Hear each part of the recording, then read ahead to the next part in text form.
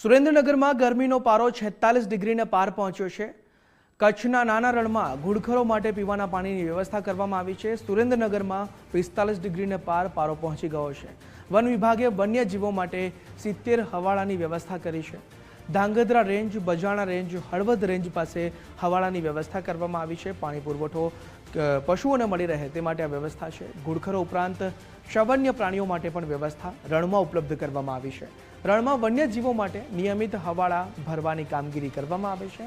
નાના રણમાં વન્યજીવોના કારણે વન વિભાગને લાખોની આવક થાય છે। વન્યજીવ અને ઘુડખર અભયારણ્યને સાચવવા વન વિભાગ અહીં કટિબદ્ધ જોવા મળી રહ્યું છે।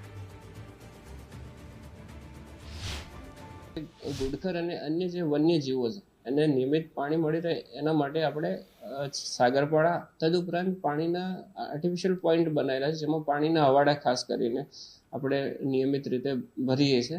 અભયારણ્યની મારી ચારેય રેન્જની અંદર હવાડાની સંખ્યા લગભગ 70થી બી વધુ છે અને આ હવાડાઓ નિયમિત ભરવામાં આવે છે અને ઘુડખરને એના મારફતે પાણી મળી રહે છે। તદુપરાંત હવાડાની જે રચના છે એ બી એવી રીતે કરવામાં આવે છે કે નાના જે વન્યજીવ છે, ખાસ કરીને શિયાળ છે, લોકડી છે, ઝરખ છે અથવા હાયના છે, એમને બી પાણી પીવા માટે પ્લેટફોર્મ મળી રહે એવી આપણે વ્યવસ્થા કરતા હોઈએ છીએ। અને